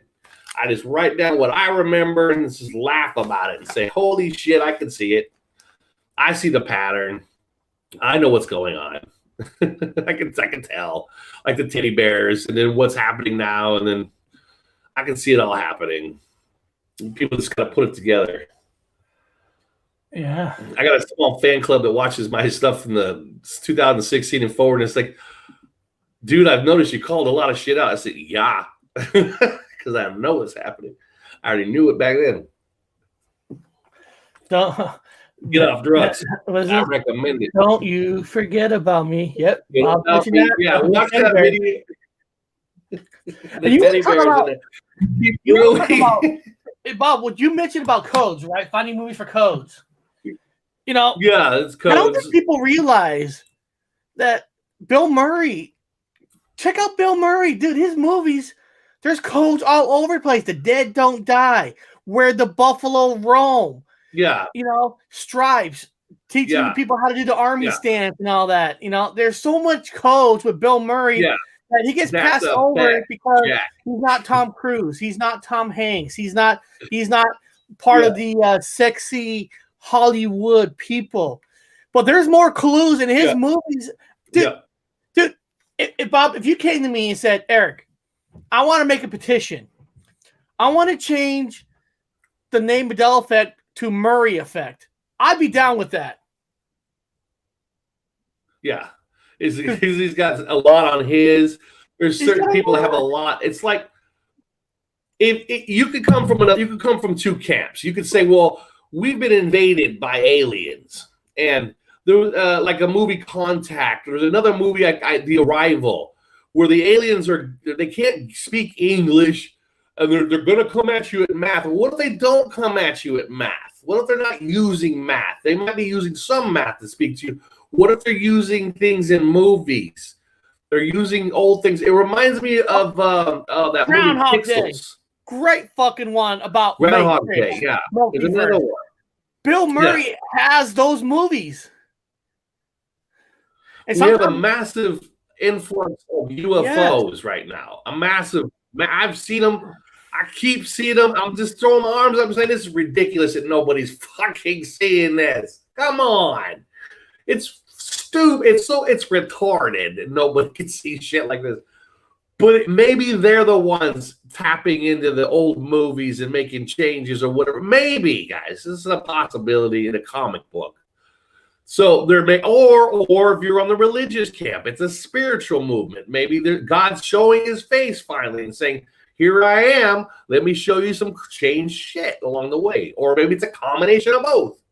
We don't know, but we're going to find out. So be aware of discrepancy errors.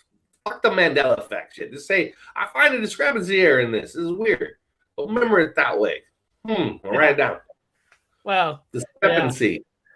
Look for discrepancy errors and things. It's not just the fact. It's just too many people only care about the pop culture ones, and they're not really digging into it.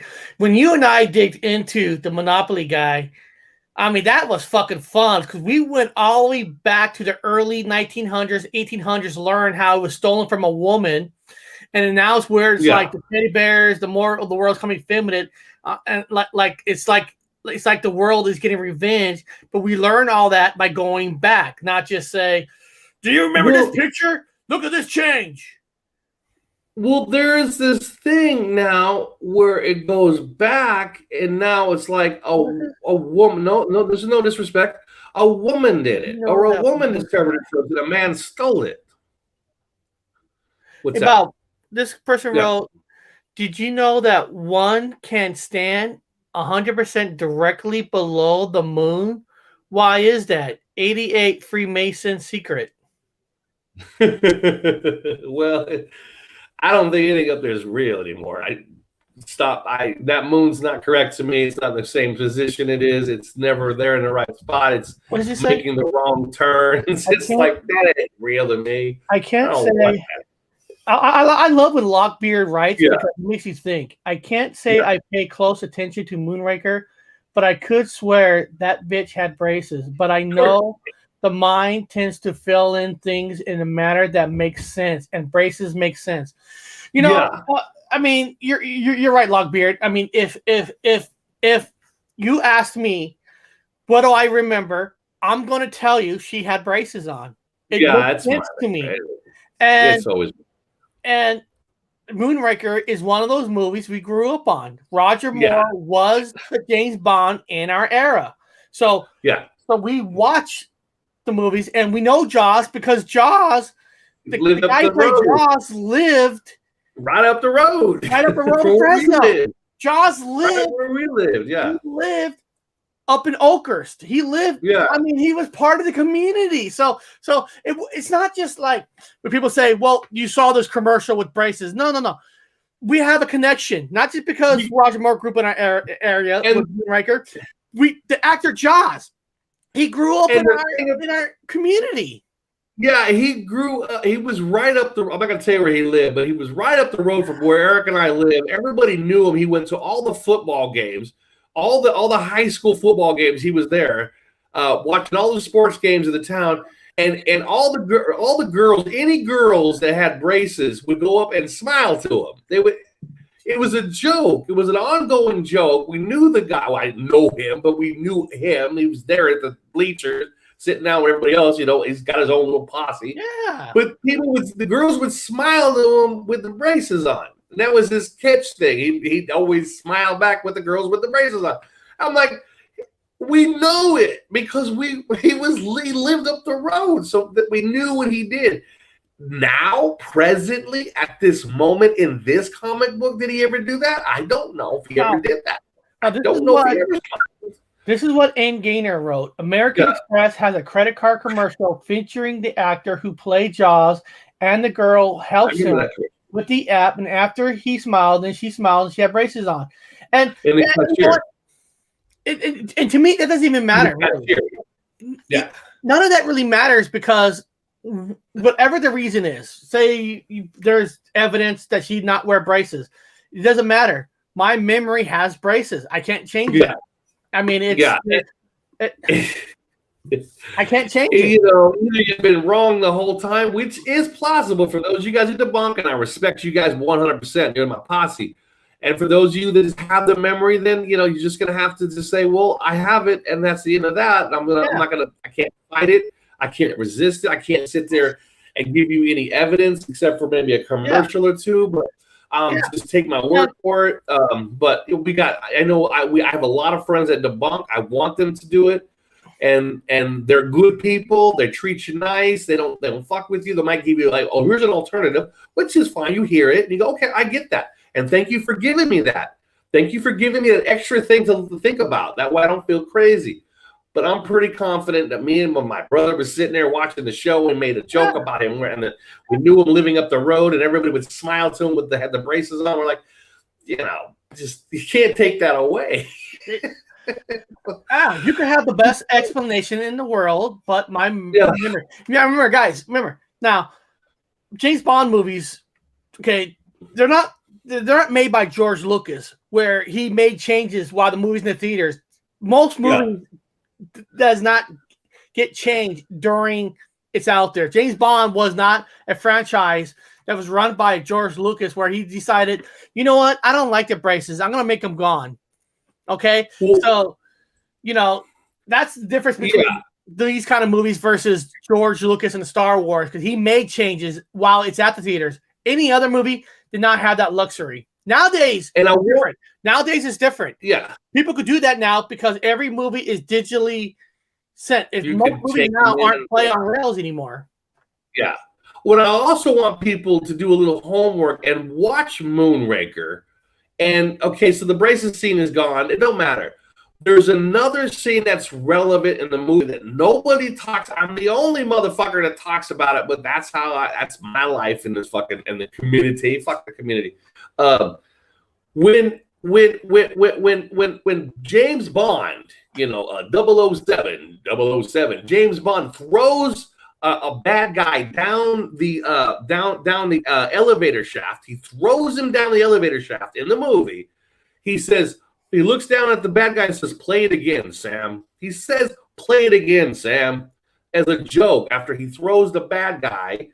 As he throws the bad guy down the elevator shaft, listen to what he says. He goes, "Play it again, Sam." That don't mean anything to anybody, but if you go back and where it comes from, the phrase comes from Casablanca.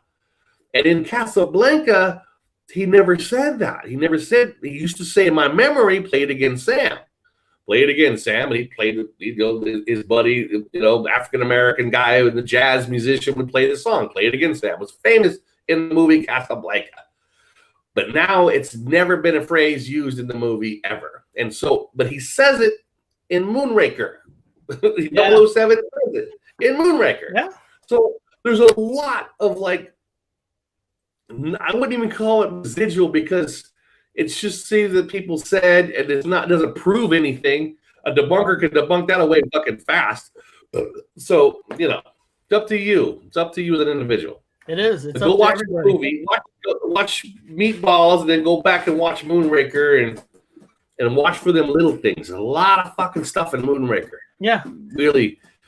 Yeah, and now, you know, if you're in your 20s and stuff, now it's going to be harder for you because you never watched the movie from when the movie first came out. So, I mean, it's going to be hard for anybody who's probably 42 and younger to catch those because they're older movies. So it's just like a 20-year-old tells me, Eric, I remember Braces. I'm like, no, you don't. That's planted in your head because you weren't there when the movie came out. So, you know, you can't. You know, so I have to take that into consideration. Also, it's a movie with age. Yeah. I have to look at the age. What's it say? My whole family sat and laughed on how Dolly had braces like Jaws. No doubt, 100%. Yeah. I mean, of course. I mean, that's our memory. We watched, if we grew up on Roger Moore, you know, more like the 20-year-olds, 30-year-olds now, they growing up on whatever that fucking guy's name is now. Oh, yeah, I don't remember it. Yeah, I know the newest. Yeah, I don't remember his name. You know, now those younger generation might start seeing changes with their James Bond going forward. Yeah. And I'll listen to that change because that movie is during their timeline. Moonraker is our timeline.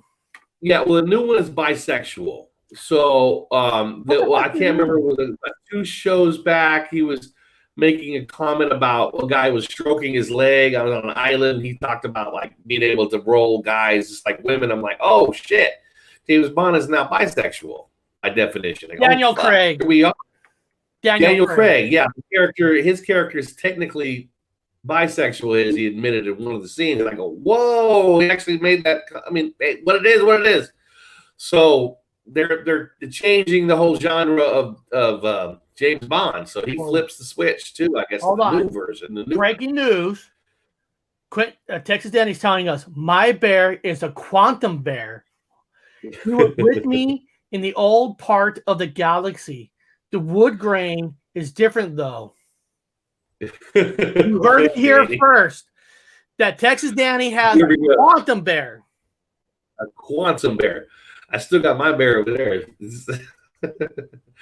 Yeah, very good. So look at everything as signs, guys. Look at it as a sign. Look at it and try to define, what does it mean? What does this mean? Why is there bears showing up and everything? What does it mean? And if you want to say, well, maybe it's because it's telling us about the forest fires, or it was telling us there's going to be forest fires. Smoking the bear. And maybe that's one of them.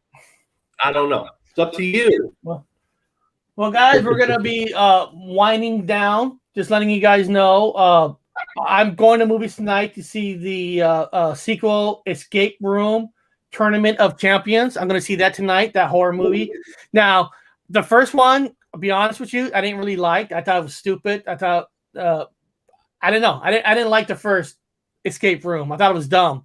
Hopefully this one is better. Hopefully they learn their lessons, and I'll let you guys know tonight. And yesterday I did not do a horror talk show because I just got too busy. But I will do a horror talk show this weekend about all the horror movies that have spiders in it. Ooh. Horror movies with spiders in it. That's why. Well, that's why I made a music video with No Doubt called Spiderwebs. So I already put a music video out for it, and so this weekend, maybe I'll probably do it Saturday night. I'll be talking about movies with spiders in it. Oh yeah. There's a lot of them. I mean, there's a lot of them. There's Arachnophobia. There's Eight-Legged Freaks. There's a big-ass spider. There's Kingdom of Spiders. There's a lot of them. There is a lot of fucking Arachnophobia movies. Yeah, and again, this is a big escape room. Yeah, so maybe that movie will have clues about the world we live in. You know, and that's how I'm going to look at the movie because I didn't like the first one. So maybe this movie will change me. There ain't nowhere to escape to, man. Again, I left the United States to go escape overseas. I'm like, it's the same shit, if not worse, overseas. Ain't nowhere you can go, man. So, guys, there's nowhere you can go. So hang in there where you're at. So beyond that, Bob, what are you doing this weekend? Any shows coming up? I might not do a live. I might just do a regular throw together. Something I'll throw together on a video, a couple of videos or something. I might make something, but I'm not going to do a live this week. I'm going to take a little break. Okay. Yeah, take a little break. Well then, guys. Just a little extra. Well, guys, I guess I'll end it here. And trust me, guys, no other channel are going to talk about Meatballs and Twister because it's not sexy enough. It's not Tom Cruise. It's not Tom Hanks. It's not their big actors. Nobody's going to talk about these changes. We know it. We know the community. We know most of the people in different communities only care about the pop culture top 40 effects. They're not going to talk about these awesome real effects about the number 13, teddy bears showing up. They think it's silly. They think it's stupid. Well, go have fun with your Tom Hanks. Go have fun. Talk about your Ed McMahons, and we'll talk about real shit here. Beyond that, guys, we'll see everybody next week. Oh, hold on. Yeah, not yet. No. I forgot. I was about to click in, but I always play my intro. I have to. My little ending song. Here we go.